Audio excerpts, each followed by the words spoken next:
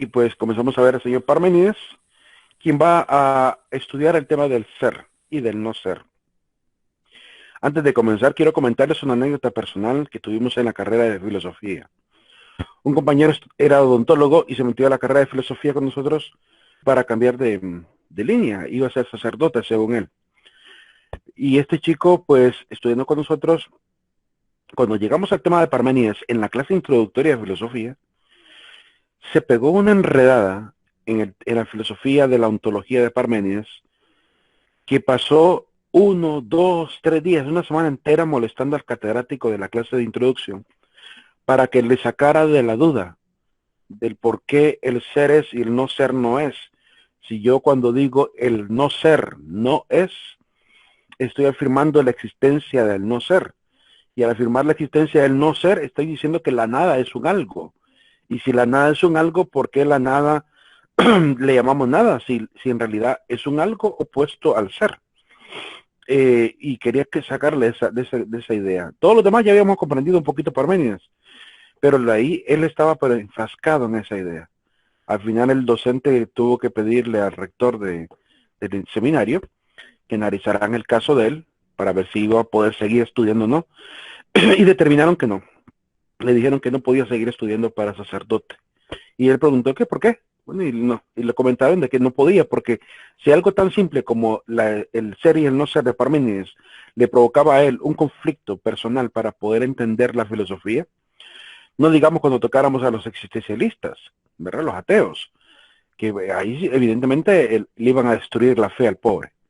Pues le dijeron que no podía seguir estudiando y al final lo devolvieron a seguir estudiando. Se dedicó otra vez a estudiar odontología. No pudo ser sacerdote porque no pudo pasar de Parmenides. Estamos en el primer año apenas, ¿verdad? De estudio. Y así puede ser confusa la filosofía si uno realmente no tiene cierta perspicacia también para saltarse algunas cosas que no van a poder tener explicación de manera inmediata.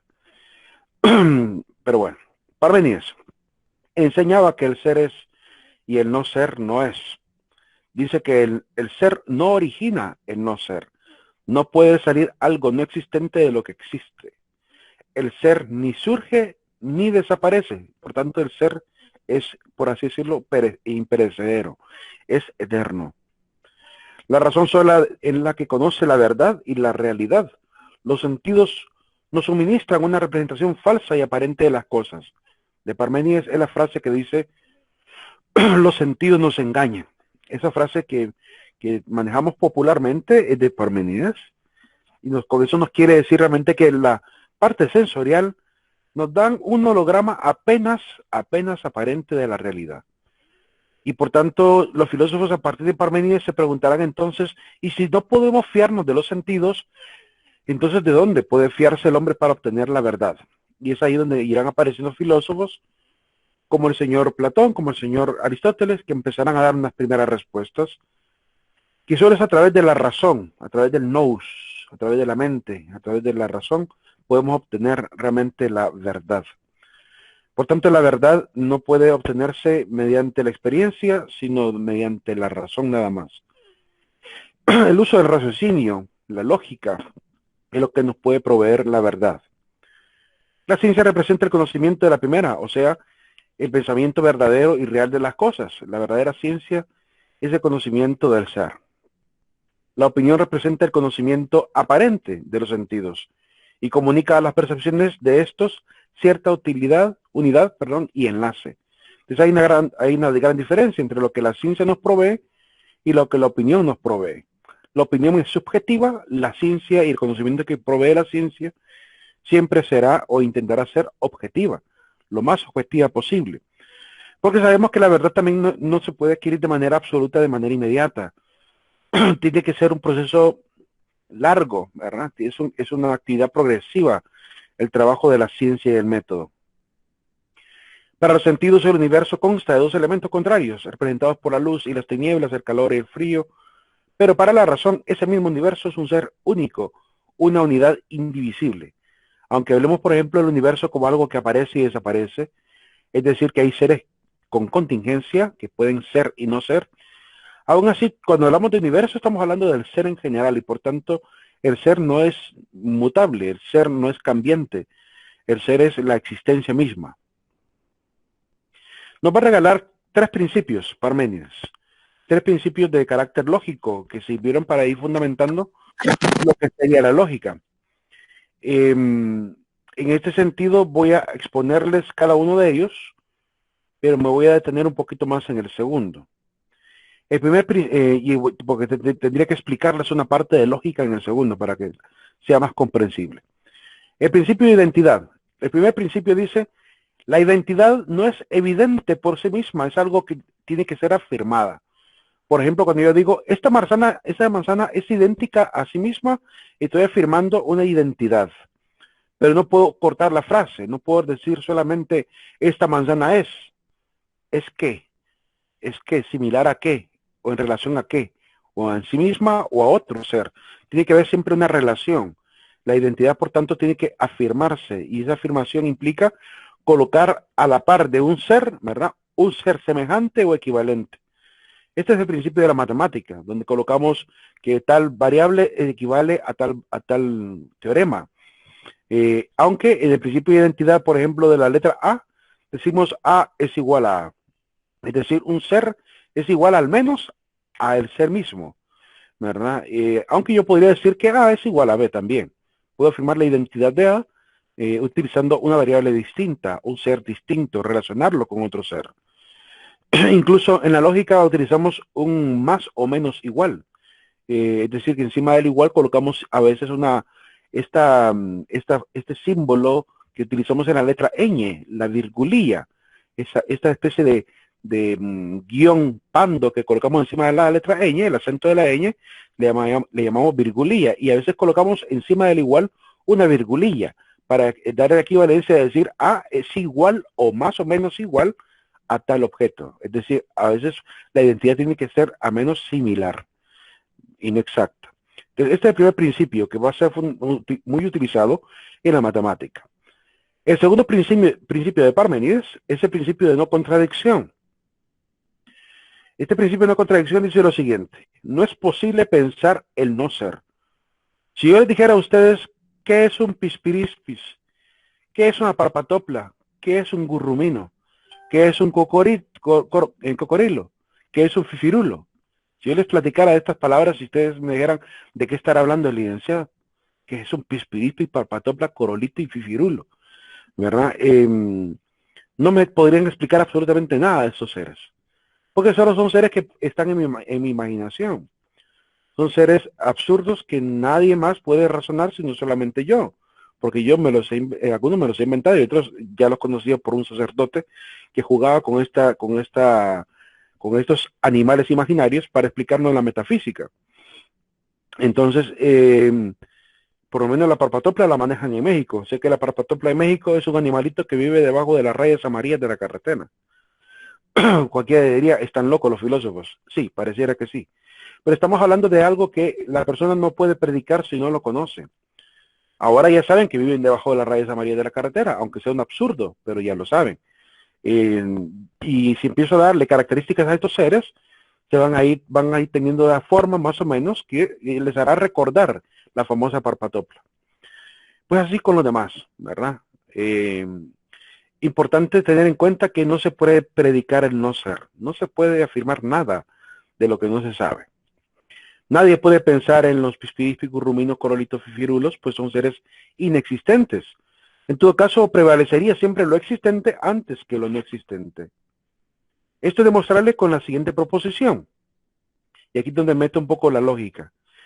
Si yo digo el ser y no ser puede ser simbolizado con la letra A y no A, utilizando el símbolo de la letra V inversa que utilizamos en la lógica formal y que significa I, se lee como que fuera I, entonces estoy afirmando que A y la negación de A y no A.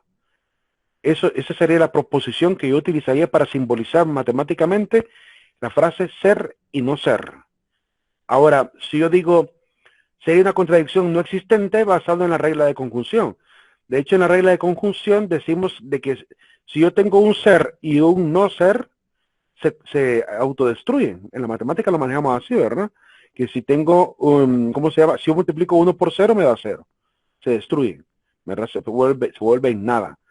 Pues de igual manera en la lógica también, si tengo un ser y un no ser, una A y una no A, y los coloco unidas ambas por un mismo símbolo, en este caso el símbolo de la conjunción, que es una letra I inversa, eh, evidentemente estaría en una letra V inversa. En este momento estaría afirmando, ¿verdad? Una frase que es absurda. Y si yo evalúo esta frase, así como está simbolizada matemáticamente, utilizando los valores de 1 y de 0, esa proposición que está simbolizada con A y no A, se me volvería 0, una contradicción total. Porque en realidad está planteado como contradicción. Pero es posible pensar el ser y el no ser, es decir, pensar en la nada. Yo puedo pensar en el no ser, pero no puedo pensar en cuáles son las características de ese no ser. Puedo decir el no ser. El no ser es un concepto. Lo puedo afirmar. El no ser es. El no ser no es. Puedo afirmar frases como esas, ¿verdad? Pero eso no lo hace realmente existente, pues la nada es nada. Solo puedo predicarlo de esta manera.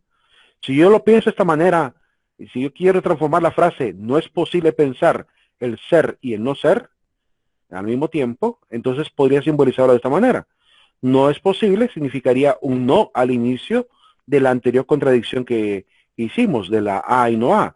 Entonces yo digo no es posible o no A y no A, pero con un paréntesis y negando toda esa proposición. Con esa fórmula que aparece ahí, estoy afirmando que no es posible pensar en el A y el no A al mismo tiempo. Y después, si yo aplico la matemática de la lógica del lenguaje a esta proposición, al derivarlo conjuntivamente, decimos en lógica formal, se convierte el concepto que estoy refiriéndome en algo aparentemente verdadero o racional. Es decir, no puedo pensar en el ser y no ser, es una frase verdadera. ¿Y cómo demostrar que esta frase es verdadera y en realidad se convierte en un principio o en una ley lógica? Pues entonces tendría que utilizar yo un poco de lógica formal aquí para poder explicarles por qué ese paréntesis con ese negador afuera se convierte en una ley. Es una ley lógica que llamamos principio de no contradicción. Entonces voy a explicarles de manera muy simple por qué esta frase simbolizada con el A y no A, el negador afuera, se convertiría en una ley. Veamos a continuación lo siguiente.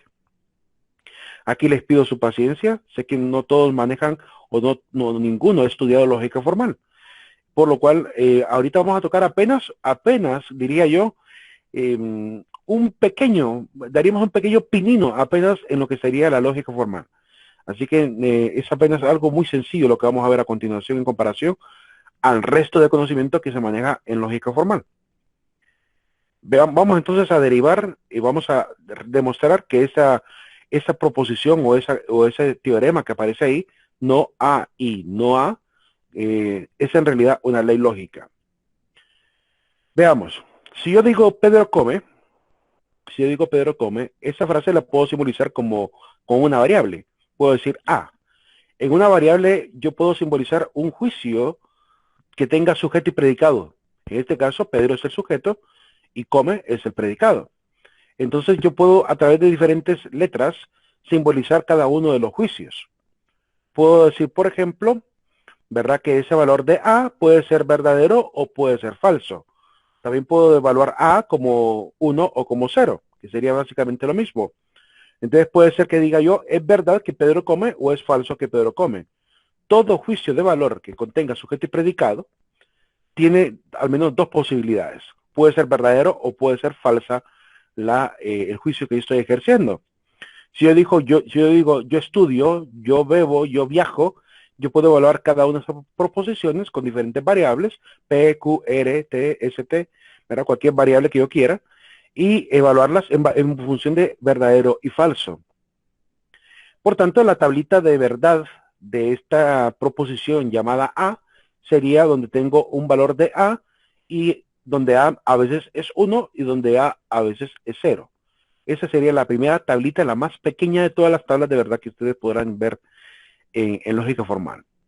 Ahora, si yo digo Pedro come y María come, ya estoy uniendo dos variables. Estoy uniendo la variable de Pedro come y María come. Entonces tendría que poner una tablita con todas las posibilidades de verdadero y falso de A y B.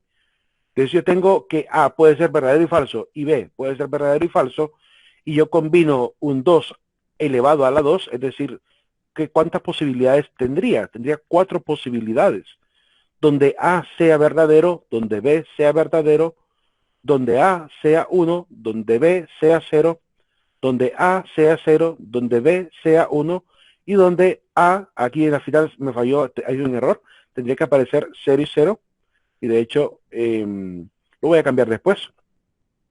Entonces en este caso tendría que aparecer 0, 0 al final. Tengo las dos posibilidades donde las dos son 1, las dos posibilidades donde las dos son 0, y donde una es 0 y la otra es 1, y viceversa. Entonces tengo 4 posibilidades, y yo puedo perfectamente encontrar si relaciono la frase Pedro come y María come. Ahora, a esta unión de dos variables se le llama conjunción, y pues la conjunción tiene su propia ley. Implica de que yo puedo simbolizar la letra I entre estas dos letras, A y B, con un símbolo. Ese símbolo lógico es el símbolo de la conjunción. Ahora, si yo tengo las siguientes oraciones de la tabla que me podrían generar una tabla para la conjunción, donde digo Pedro come y María come, Pedro come y María no come, Pedro no come y María come, Pedro no come y María, aquí al final también tendría que decir María no come. Permítanme, voy a hacer el cambio mejor ahorita de esta situación, no quiero estar grabándolo con error. Ahí tendría que ser no come y aquí tendría que ser 0 y aquí tendría que ser 0. Este es un error de dedo que cometí ahí. Voy a volver. Ahora sí. Entonces tendríamos que al final María no come y Pedro no come. Entonces, si yo hiciera la pregunta siguiente, ¿en qué momento Pedro y María comen al mismo tiempo? La única posibilidad donde se da esa opción donde ambos hacen la acción, la única que sería verdadera ante esta pregunta, sería la primera, ¿o no? La primera, porque ahí come Pedro y también María come. En la siguiente, María no come. Y en la tercera, Pedro no come. Y en la última, no come ninguno de los dos. Así que ante la pregunta de conjunción donde digo, ¿cuándo comen ambos? La única opción donde aparece un 1 es en la primera oración. Por tanto, en la tabla de conjunción, solamente cuando ambos sean 1, el resultado será 1. Y en todos los demás casos será un 0. De esta evaluación que hacemos en la tabla de conjunción, aparece una tabla que es esta, que se llama la ley del conjuntor. La ley del conjuntor me presenta las dos opciones de A y B, y al final, en la unión de A y B, donde coloco la A con el símbolo de la conjunción y la letra B, evalúo de que el resultado de esa relación será 1 solo en la primera posibilidad, donde ambos sean verdaderos, y en todos los demás casos será 0. Esta es la tabla de la conjunción. Entonces ya tenemos dos tablas. La tabla de verdad única de una variable, donde solamente puede tener dos valores, y la tabla de conjuntor, donde hay cuatro posibilidades para dos variables distintas, y me dice que en esta ley de conjuntor, solo en el primer caso será verdadera, y en todos los demás casos, donde encontremos la relación A y B, serán falsas, porque no cumplen la condición de que se dé la acción en ambos al mismo tiempo. Para poder explicar por qué el principio de no contradicción es, además de un teorema, una ley, quiero presentar los principios de lo que sería la formalización del lenguaje, porque es la única manera que podemos entender esta pequeña fórmula. En realidad no es nada complicado, ¿verdad? Comenzaré desde cero, ¿verdad? Asumiendo que nadie conoce de lógica formal. Pongamos un primer ejemplo. Si decimos, por ejemplo, Pedro come, estamos dando una oración que puede ser verdadera o falsa. Y esta oración puede estar, por tanto, si es un juicio que puede ser verdadero o falso, porque tiene un sujeto y un predicado, podemos perfectamente cambiarlo por una variable. Yo puedo decir que por cada juicio que yo elabore, puedo asumir que cada juicio es una variable, por lo cual le voy a asignar la variable a esta oración. Ahora, esa variable A puede tener, como dije, dos posibilidades. O es verdadera o es falsa, o es 1 o es 0. En el lenguaje formal a veces utilizamos el 1 o el verdadero, o a veces el falso o el 0, de manera respectiva, para poder trabajar esta parte de la verificación de que un argumento sea verdadero o sea falso, que eso es lo que al final andamos tratando de demostrar. por lo cual ya podemos tener una primera tablita, la tablita de la A. La tablita de la A me dice que A puede ser verdadero o puede ser falso, 1 o 0. Ahora, ¿y qué pasa cuando tengo dos oraciones? Por ejemplo, tengo la oración Pedro come y María come. En este caso, ambas oraciones están unidas con una palabra, la palabra y. Y esa palabra le llamamos conector, que es una palabra que me sirve a mí para poder, pues, unir dos juicios, unir dos proposiciones. En este caso, la letra I también puede ser simbolizada, pero como es un conector y no es una oración de juicio de valor, sino que solo me sirve como unión, nexo entre dos oraciones, entonces tiene un símbolo distinto, no es variable, sino es un símbolo. Es como hablar de la suma y de la resta. En una suma de dos números, el signo de más es un símbolo nada más que determina la forma en que se unen los dos valores, pues de igual manera en el lenguaje informal. Tenemos entonces la tablita de A y B. Sabemos que A puede ser verdadero o falso, B puede ser verdadero o falso, y por tanto la cantidad de combinaciones que se deben generar para que todos los valores queden lo suficientemente bien intercalados son 4. ¿Y de dónde deducimos que es 4? Simple, lo que hacemos en lógica formal es que tenemos dos valores, ¿verdad? Verdadero y falso, y eso lo elevamos a la cantidad de variables. En este caso, 2 a la 2, ¿verdad? 2 por el valor verdadero y falso, elevado a 2 variables, a 3 variables, a 4 variables que puedan haber en un juicio, en un argumento. Entonces, en este caso solo tenemos 2 juicios dentro de un argumento y por tanto es un 2 a la 2, por lo cual obtenemos que hay 4 posibilidades. La posibilidad donde A sea verdadero, o 1, y B sea 1, la posibilidad donde A sea 1 y B sea falso o 0, la posibilidad donde A es 0 y B sea 1, y la posibilidad donde A es 0 y B es 0. Esas son las 4 únicas posibilidades que puede generar dos juicios relacionadas. Ahora, y la variable I dijimos que la podíamos simbolizar. El símbolo que utilizamos es el símbolo de la conjunción, que tiene esta forma. Es como una letra V inversa, chiquitita, ¿verdad? Que se coloca en medio de ambas. Entonces ya tenemos un primer elemento que nos va a servir para poder trabajar el principio de no contradicción. Ahora, cuando trabajamos la conjunción significa que hay una unión. Cuando trabajamos la conjunción y tenemos 4 posibilidades, tenemos que evaluar cada una de las filas donde los valores pueden ser verdaderos o falsos. Por lo cual, en una tabla de la conjunción, yo podría decir, Pedro come y María come, las dos oraciones comerían, ¿verdad? Las dos personas comerían, por tanto, ambas, si yo pregunto cuándo comen las dos, esta oración sería completamente verdadera, porque Pedro come y María come.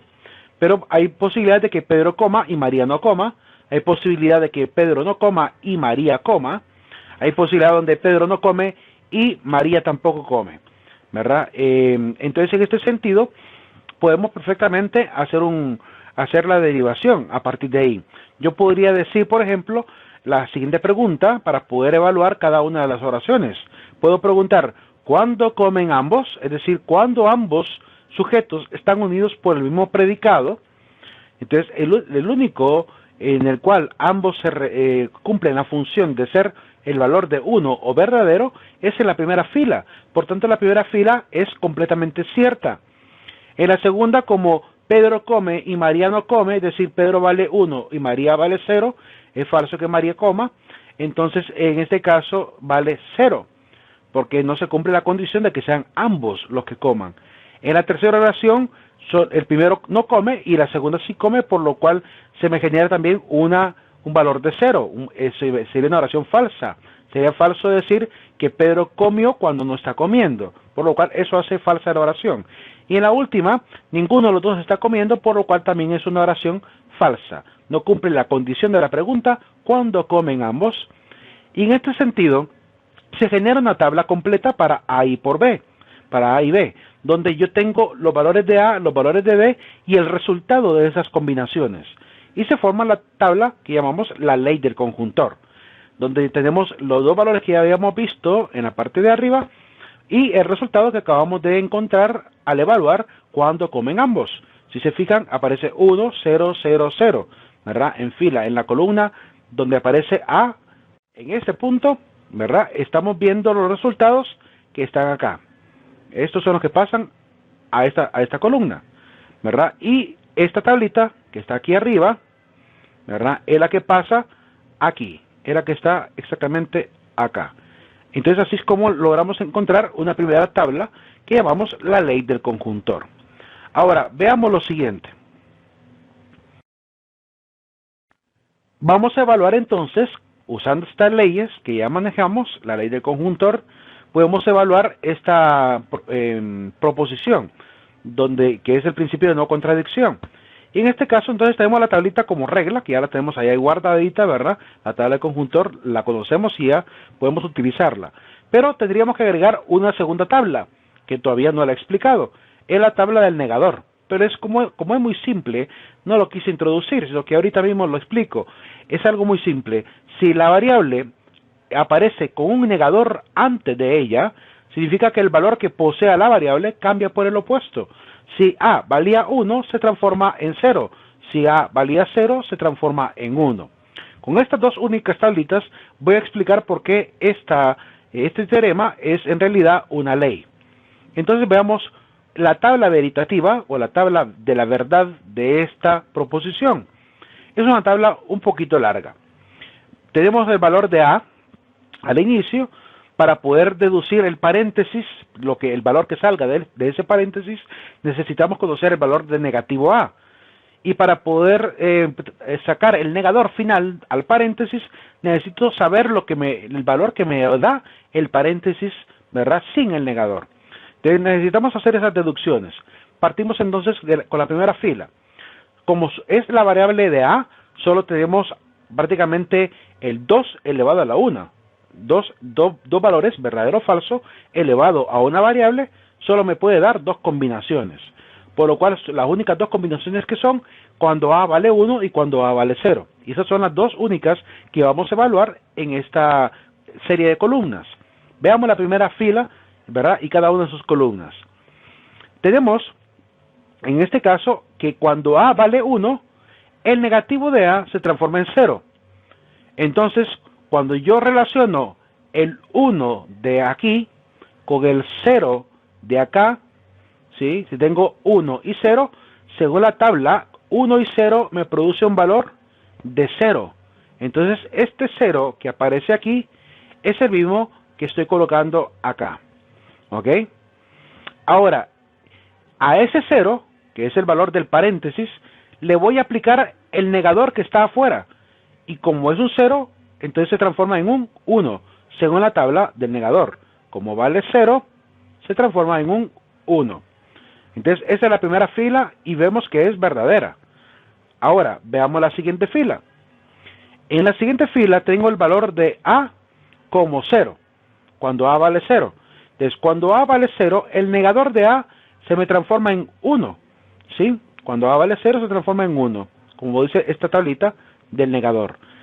Y dentro del paréntesis, en esta segunda fila, como tengo un 1 aquí arriba, ¿verdad? Tengo un 0, perdón, aquí los valores que están aquí arriba, y esto también. Entonces, en este caso, tengo el valor de 1 por la negación de A. Ahora, este valor negativo A vale 1, y la A inicial vemos que aquí vale 0, por tanto aquí también vale 0. Y cuando yo combino 1 y 0, 1 y 0 según esta tablita, ¿verdad? Que estaría en este lado, el 0, ¿verdad? Y aquí el 1, se transforma en un 0. Y este es el valor que voy a tomar para colocarlo aquí, ¿verdad? 0 y 1 me da 0. Y luego le aplico el negador final, transformando el 0 a 1. Y ahí logro ver que también es verdadera. Entonces, como vemos que ambas son verdaderas, ocurre lo siguiente. Cuando todos los elementos en las filas de evaluación de un teorema, en una tabla de verdad, en una tabla veritativa, le llamamos más bien, se transforman en unos, significa que es una tautología. Y si es tautología, significa que es una ley. Cuando todos los valores dan 0, es contradicción y por tanto es un error. Y cuando da valores de 1 o 0 es un argumento contingente, que a veces puede ser verdadero y a veces puede ser falso. Por eso es que decimos que el principio de no contradicción es una ley lógica. Bien, el siguiente es el principio del tercero excluido, donde Parmenides nos dice, no es lo mismo un juicio contradictorio a un juicio contrario. ¿Cuál es la diferencia? Bueno, un juicio contrario sería, por ejemplo, decir que Rebeca es buena de día, pero es mala de noche. Es decir, que cambia, ¿verdad? Pero no se mantiene de manera simultánea ambas naturalezas de la bondad y maldad. Y un juicio contradictorio sería afirmar, por ejemplo, que Rebeca es totalmente buena y totalmente mala. Este principio es un poco más fácil de entender, mucho más sencillo todavía, ¿verdad? Y se simboliza como A o no A, o es A o es no A, pero no ambas a la vez, ¿verdad? O es una o es la otra, pero no ambas a la vez. De hecho, en la lógica a esto le llamamos disyunción.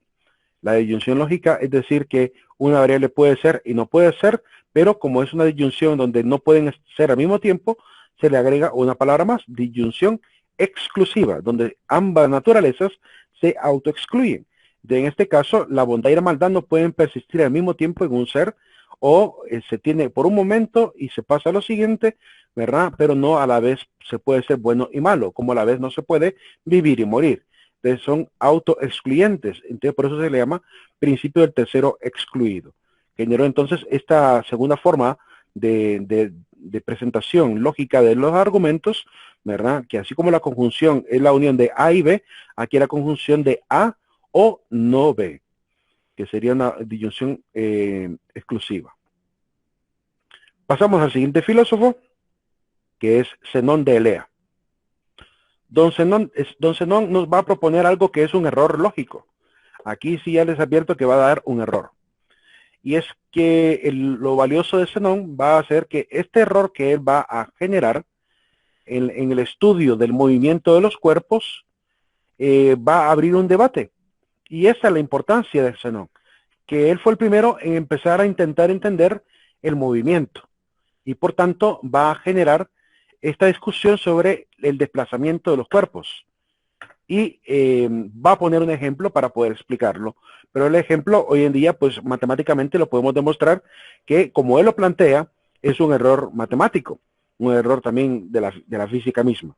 Por lo cual, pero al menos abre el debate que va a dar origen a lo que más adelante será pues la ciencia de la física y el estudio de la distancia y el tiempo. Es muy conocido por sus paradojas, era experto en dialéctica y considerado el creador del razonamiento dialéctico. La dialéctica es un método de la filosofía que va a ser utilizado más adelante por Platón. Lo va a poner en práctica en sus obras. La mayoría de obras de Platón están escritas en forma de diálogo. Es matemático y filósofo de la escuela eleática, ¿verdad? Conocido por estas paradojas que vamos a ver. De hecho, la paradoja más famosa es la que tiene error, que es la paradoja de Aquiles y la tortuga. Según él, todo el mundo, todo el universo está formado por puntos indivisibles hacia el infinito. Por tanto, yo puedo partir un cuerpo, ¿verdad?, en muchos puntos, ¿verdad?, indivisibles. Es decir, que este va a poner el principio de lo que más adelante dirán los filósofos atomistas, ¿verdad?, que es el átomo. El átomo básicamente es un punto indivisible, ¿verdad?, que tiende hacia el infinito. Y toda la naturaleza está fraccionada así.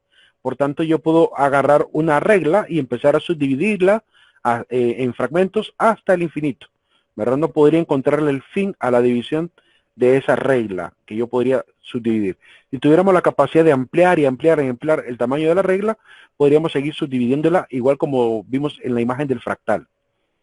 Ahora, ¿en qué consiste esa famosa paradoja de Aquiles y la tortuga? La paradoja, que terminó siendo un error, pero que sirvió de mucho para empezar el debate de la física, pues comienza de la siguiente manera. Dice que Aquiles reta a la tortuga a una carrera y le dice, te voy a dar la ventaja, ¿verdad? En una carrera de 100 metros, tú te pones a los 50 metros y comenzamos a correr. Entonces te doy una ventaja de la mitad de la carrera y te voy a ganar, le dice Aquiles, ¿verdad? Presumiendo. Entonces comienza la carrera y según Zenón, la carrera se desarrolla de la siguiente manera. Comienza, ¿verdad? ¿Verdad? Van corriendo, y dice Zenón, y Aquiles pierde la carrera porque le dio el 50% de la ventaja a la tortuga, ¿verdad? Y en el desplazamiento la tortuga llega primero a la meta antes que Aquiles. Esa es la manera como él creía que se daba el movimiento. Él creía que el movimiento era proporcional, es decir, que todos los cuerpos se desplazaban a la misma velocidad. Ese fue el error de Zenón, descuidar el tema de a qué velocidad se desplaza cada individuo. De hecho, esta paradoja, que es un error, podemos descifrarla y podemos incluso ejemplificar el por qué es un error. Pongámoslo de esta manera. Supongamos que Aquiles corre a 50 metros por minuto y la tortuga corre a 5 metros por minuto. Por tanto, cuando ocurra el primer minuto, Aquiles se pondrá a la mitad de la carrera y la tortuga apenas habrá avanzado del metro 50 al 55. Y en el segundo minuto, Aquiles habrá alcanzado la meta, mientras que la tortuga todavía irá por los 60 metros. Entonces, esta es la manera, pues muy simple para explicar por qué Zenón se equivocó. Pero, en cierta manera, abrió un debate. El debate de qué es la distancia, qué es la velocidad y qué es el tiempo y cómo se relacionan. Y a partir de ello, pues, aparece el primer estudio de la física y la dinámica. Entonces, estas tres variables son las que al final terminan definiéndose y relacionándose al punto que hoy en día la física pues ya le puso la aclaración a Zenón de por qué es que realmente se equivoca. Pero parecía que realmente la paradoja tenía una cierta apariencia de verdad. Era básicamente una especie de sofisma, más bien obviando la variable de la velocidad. Pasamos a la siguiente escuela. El dinamismo jónico. Ellos van a estudiar la percepción de la dinámica y de lo existente. Como pueden ver, Zenón abrió un debate que se transformó en escuela. La idea de la dinámica, la idea del movimiento, ¿verdad? La palabra dínamos hace referencia al movimiento de las almas, ¿verdad? A la ánima y a la dinámica, ¿verdad? Que sería el movimiento anímico de los cuerpos. Todo se mueve, todo fluye, todo cambia. Son la escuela de los dinamistas. Y solo vamos a ver a un filósofo acá, al señor Heráclito, a Heráclito de Éfeso. Heráclito de Éfeso, como decía al inicio de la clase yo, es representado a veces como un hombre que se pasa lamentando, llorando, ¿verdad? Por la idea de una misandría explicada en una especie de decepción de la humanidad, que tendría evidentemente la particularidad de creer que la sociedad, la civilización estaba corrupta y por tanto daba desesperación. Me imagino que la impotencia a la cual él llegaba a ver hombres tan malvados, corruptos, tiranos, que estaban en medio del pueblo de Grecia, aun cuando estaban pues en pleno apogeo de lo que sería pues la búsqueda de la verdad. Él sostenía que el fuego era el origen primordial de la materia. Entonces con este ya tenemos 4 arjés. Tenemos el arjé del agua, de Tales de Mileto, el arjé del aire, de Anaxímenes, el apeiron, de Anaximandro, y tendríamos el fuego de Heráclito de Éfeso. Tenemos ya 4 materias, según él, que forman, bueno, al menos serían 3 materias y una que es indefinida, que forman las cosas. Sería entonces el fuego, el arjé de Heráclito. Y que el mundo entero se encontraba pues en un estado de constante cambio. De hecho, el fuego era la manera más práctica de simbolizar o de ejemplificar por qué las cosas cambian constantemente. Me imagino a un Heráclito sentado al pie de una fogata, tratando de deslucir cómo sería que se comporta, cómo se comporta el fuego, intentando interpretarlo, y al darse cuenta que no podía analizarlo correctamente porque no podría encontrar un fenómeno semejante a otro entre tantas llamas que se generaran, él seguramente consideró, bueno, nada es parecido, no puedo siquiera detenerme a razonar sobre el fuego porque es cambiante, ¿verdad? Solamente puedo razonar aquello que puedo seguir evaluándolo en el tiempo, y el fuego no me permite ni siquiera empezar a evaluar la primera forma de llama que aparece, está cambiante. Entonces por esa razón se dio cuenta que todo fluía, ¿verdad? Y de él es la frase famosa de que todo está en constante devenir. Hay un devenir constante, todo está en movimiento. Se le llamaba el oscuro por su misantropía. Esa misantropía que él tenía, pues, le hizo considerar a la sociedad como la corruptora del hombre. Por esa razón será llamado el oscuro. Era de vida solitaria, ¿verdad? Su filosofía era tétrica, tendría a hacer una filosofía de la tristeza prácticamente, y esa misantropía que muchos le han achacado. Aún así, pues tenía un cierto grado de humor, pero un humor, como digo, tétrico, ¿verdad? Mostraba cierta aversión al ser humano y al trato humano. De él era la famosa frase: nadie se baña dos veces en un mismo río, cuando desciendo por segunda vez, ni el río ni yo somos los mismos, para seguirse refiriendo al devenir, a ese cambio. Hoy podríamos incluso actualizar un poquito esa frase. Podríamos decir incluso que nadie se baña dos veces en la misma piscina. ¿Por qué? Porque las partículas de agua que te tocaron la primera vez jamás te vuelven a tocar en la segunda vez bajo la misma combinación y en el mismo punto de tu cuerpo. Porque incluso tus mismos átomos están en movimiento, ¿verdad? De alguna manera milagrosa, estamos formados de átomos y estos átomos están unidos, pero se están moviendo. Es decir, mis átomos no están estáticos, están en constante movimiento, estoy apareciendo y desapareciendo, según dicen los físicos cuánticos. Mis partículas aparecen y desaparecen constantemente.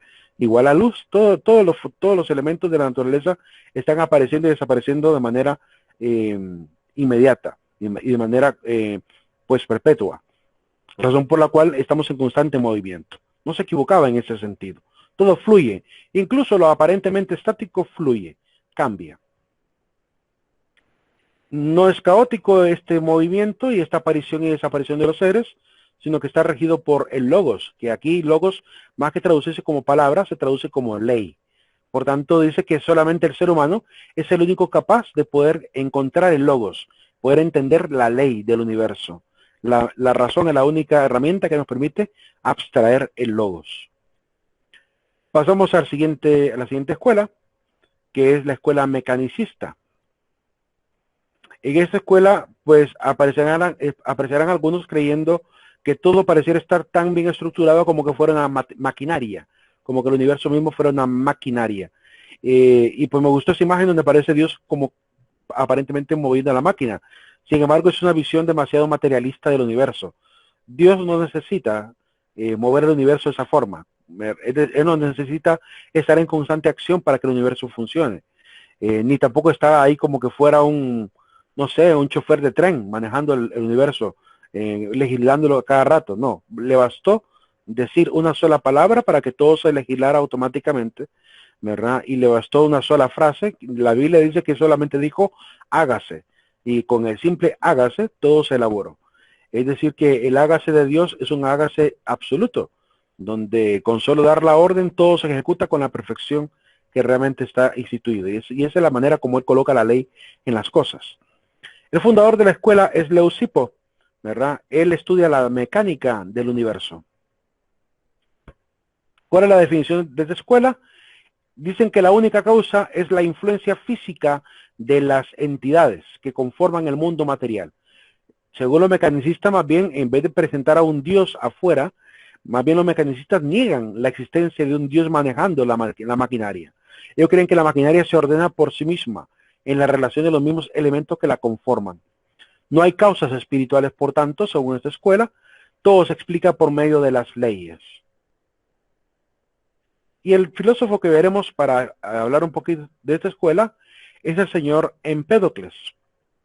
Don Empédocles, me gusta la imagen que puse atrás porque representa realmente lo que nos va a decir Empédocles. ¿Quién fue Empédocles? Él vivió en Agrigento, ahí por el año 495 aproximadamente. Agrigento queda en la isla de Sicilia, al sur de Italia, ¿verdad? Pero murió en el Peloponeso, en esa región coloreada, que es la región donde va a aparecer una famosa guerra, la guerra del Peloponeso. Ahí por el año 444 va a morir alrededor de los 51 años aproximadamente. ¿Quién fue Empédocles? Pues fue un filósofo que, al igual que muchos filósofos, fueron catalogados como fisiólogos. En la obra de la Metafísica de Aristóteles, ¿verdad?, aparece ese término con el cual él pretende, pues, enmarcar o delimitar quiénes eran los filósofos de la antigüedad. Para Aristóteles, un fisiólogo es aquel que estudia la física o la naturaleza, habíamos dicho el día de ayer, ¿verdad? Buscaban dar el principio constitutivo de las cosas naturales. A este lo llamarían el arjé. Por tanto, él nos va a regalar también un último arjé. El último arjé que él dice él no se complica mucho la vida, les voy a decir. él lo que hace es tomar todos los argé anteriores, excepto el apeiron, toma los demás, otros tres que habían, agua, aire y fuego, y le va a unir un cuarto elemento. Entonces, para él, el argé no es uno, sino que son cuatro, ¿verdad? Así que los primeros fisiólogos naturalistas establecieron el argé para las cosas de la siguiente manera. Tales dijo que era el agua, Anaxímenes dijo que era el aire, Heráclito dijo que era el fuego, y Parmenides le va a agregar una más a estos cuatro elementos, a estos tres elementos, que será la tierra. Así él dirá que la naturaleza se forma por la combinación de los cuatro elementos, tierra, fuego, aire y agua, ¿verdad? Este es el aporte de Empédocles. ¿Tendrá razón realmente que todo está formado de tierra, aire, fuego y agua? Pues veamos, contiene la tierra, contiene nutrientes como el plomo, el hierro, tiene nitrógeno, ¿verdad? ¿Y el ser humano tendrá esas mismas materias dentro de su cuerpo? Sí. En nuestro cuerpo tenemos también plomo, tenemos nitrógeno, tenemos también hierro, que es lo que consumimos. Lo que hemos consumido se queda en nuestro cuerpo. Estamos con elementos también de la misma tierra. En el aire, ¿qué hay? Hay oxígeno, hay hidrógeno, ¿y el cuerpo humano tendrá eso? Claro, el 70% es agua, según dicen los científicos. Un 70% del cuerpo es acuoso. Entonces, por esa razón, es más agua y está formado por hidrógeno, oxígeno y todo eso. Respiramos oxígeno también. Si vemos el aire, pues tiene estos elementos. Respiramos también casi todo lo que está en el aire entra en nuestro organismo, ¿verdad? Y se queda ahí, o para beneficiarlo o para dañarlo. El agua, pues la bebemos, la necesitamos para vivir. Y el fuego, ¿tendremos realmente algo de fuego en nuestro cuerpo? ¿Qué opinan ustedes? Aquí sí quiero preguntarle a ustedes. ¿Qué opinan? ¿Será que tendremos algo que tenga que ver con el fuego en nuestro organismo? ¿Qué dirían ustedes? ¿Sí o no? ¿Y por qué?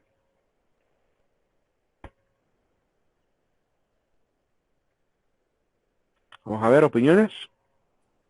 ¿Habrá algo en el ser que sea parecido al fuego? Disculpe, Master, ¿no será parecido cuando una persona, por la temperatura que tiene, cuando le da fiebre, que es caliente, no tendría algo que ver ahí con eso? Claro que sí, claro que sí.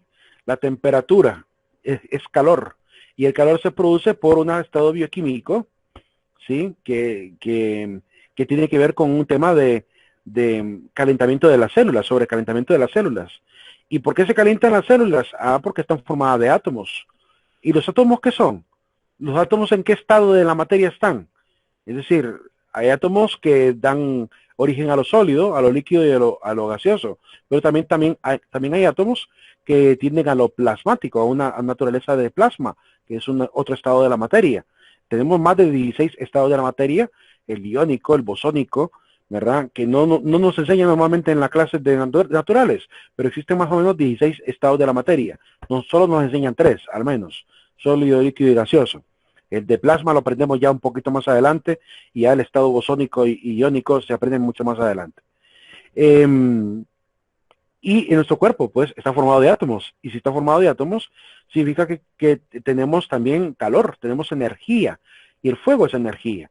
Entonces, en cierta manera, sí lo compartimos también. Por lo cual, estos cuatro elementos sí podrían servir en gran medida para entender un poquito quiénes somos.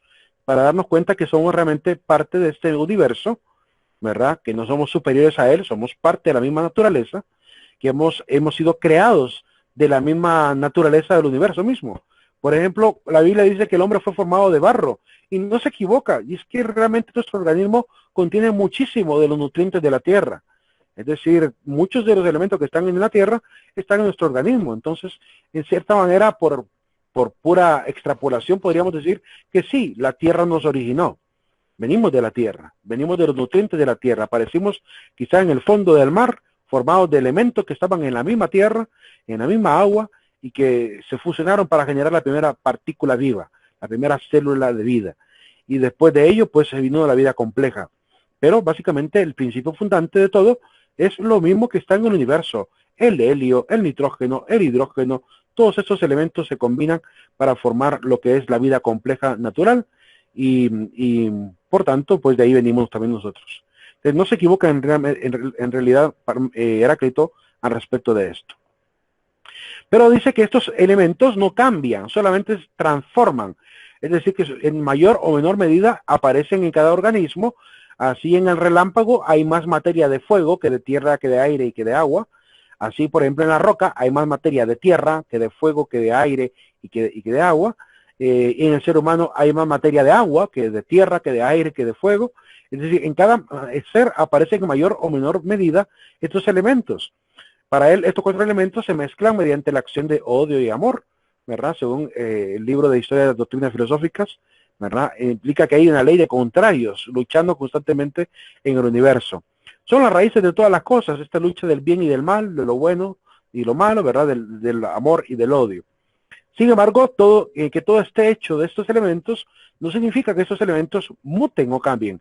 Es decir, el fuego para él no cambia, el agua no cambia, son materias que existen, ¿verdad? Sino que aparecen en menor o mayor grado generando los cambios en los distintos seres.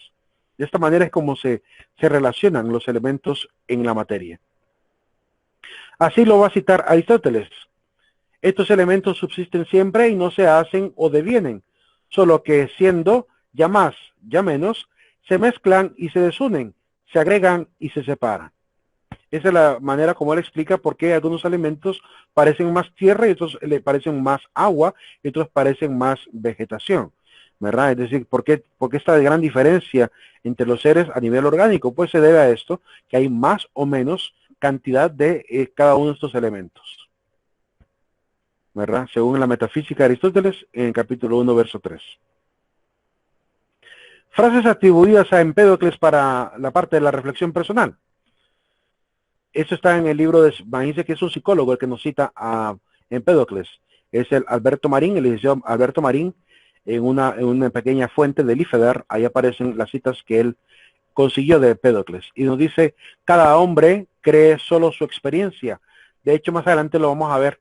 El ser humano cree solamente en lo que realmente le dicen y puede corroborar. Hay una frase que dice, dile a un hombre que hay millones de estrellas en la galaxia y te creerá, pero dile que la silla está recién pintada y tendrá que comprobarlo. Es decir, somos fáciles para convencernos cuando son datos que sabemos que son inalcanzables. Si lo damos por cierto, bueno, si son millones, son millones. ¿Para qué me voy a dedicar a luchar contra eso? Si que está por encima de mi capacidad de poder demostrar lo contrario. Por lo cual lo creo, fácilmente lo creo. Pero que no vaya a ser algo que sí puedo corroborar, ¿verdad? Ahí sí pongo la duda y rápidamente tiendo a creer, a buscar la experiencia yo mismo. Entonces el hombre es así, ¿verdad? Solo cree en su propia experiencia. Conviene repetir las palabras útiles. Por esa razón seguimos utilizando en la filosofía la costumbre. De hecho, ayer estaba leyendo yo todavía algunos de los aportes en los foros, sobre todo cuando preguntaba qué era la filosofía para ustedes antes de empezar a estudiarla. Y algunos me decían que creían que solamente eran pensadores que la costumbre de filósofos es repetir frases antiguas. Y sí, realmente es eso. Realmente es eso. Es recuperar las ideas de sistemas pasados que sirvan para poder transformar las actitudes y la conducta presente. No podemos dejar de que estas frases mueran porque contienen valor, contienen enseñanza y nos ayuda y nos aceleran muchísimo el aprendizaje. Es mucho más fácil aprenderse una frase que sirva como regla para la vida que tener que empezar a tener experiencias para que algún día se nos ocurra a nosotros esa frase. Entonces, ¿qué es más fácil? Mejor aprender del pasado. Por eso es que vuelvo a citar la palabra de Dios. Dice la Biblia que hay que aprender a preguntarle a los antepasados. Pregunta a tus mayores, ellos te dirán. Pregunta a los sabios, ellos te ayudarán. Es decir, que la actitud filosófica, incluso en la Biblia, es de preguntarle al pasado, de preguntarle al antaño, porque en antaño es la experiencia y ahí se obtiene evidentemente la enseñanza. Feliz es el que ha ganado la riqueza de los pensamientos divinos, miserable es aquel cuyas creencias sobre los dioses son oscuras, ¿verdad? Bueno, hoy en día diríamos, bueno, el conocimiento de los dioses, al menos griegos, ya quedó en desuso. Hemos dado por hecho de que no existen, porque la naturaleza de estos dioses era errónea, tenían pecados, delitos, y por tanto no cumplían el paradigma de lo que significa ser verdaderamente un dios. Por tanto, estos dioses ya no pueden ser creídos. Pero si lo aplicamos al Dios actual, al Dios del monoteísmo judío, islámico y cristiano, pues diríamos que sí, ¿verdad? Desde el punto de vista cristiano diríamos que quien se atreve a abandonar el conocimiento de Dios, pues realmente vive en la oscuridad. Hay fuerzas en la naturaleza llamadas amor y odio. La fuerza del amor hace que los elementos se traigan el uno al otro y se construyan de una forma o persona particular, y la fuerza del odio causa la descomposición de las cosas. Para él, la naturaleza se rige por dos leyes, la ley del amor y la ley del odio. Vuelvo a remarcar un tema de carácter cristiano. Los cristianos creemos que Dios es amor y por tanto Él es el que rige todas las cosas. Así que la idea de que el amor rige todo no es tan desquiciado. Para el cristiano tiene mucho sentido, ¿sí? Considerar que la ley del universo es la ley del amor y que lo opuesto a esa ley sería pues lo que llamaríamos la ley del pecado, la ley del mal, ¿verdad? La ley del odio, que sería lo contrario a hacer la voluntad de Dios. Un dato curioso para terminar en Empédocles, el famoso Stan Lee y Jack Kirby inventaron los Cuatro Fantásticos, y probablemente esos Cuatro Fantásticos estén inspirados en los Cuatro Elementos de Parménides. Así, ¿cómo se llama? Ben Green, que es la roca, le llaman en inglés la cosa, le llaman en inglés, sería the thing, que sería básicamente la mole para nosotros. El caso de John Storm, que sería el fuego, la antorcha humana. Sue Storm, la hermana, que es la mujer invisible, que significaría el aire, simbolizaría el aire. Y pues el hombre elástico, el Mister Increíble, sería básicamente el agua, porque es el que está en estado fluido, se adapta a cualquier forma, ¿verdad? Así que muy interesante ver cómo el impacto de los cuatro elementos ha llegado a todas las culturas y a casi todos los elementos que la sociedad tiene. De hecho, el tema de los cuatro elementos lo tienen también los japoneses. En Japón creen, en China también, creen de que son cuatro elementos muy determinantes para la naturaleza de las cosas.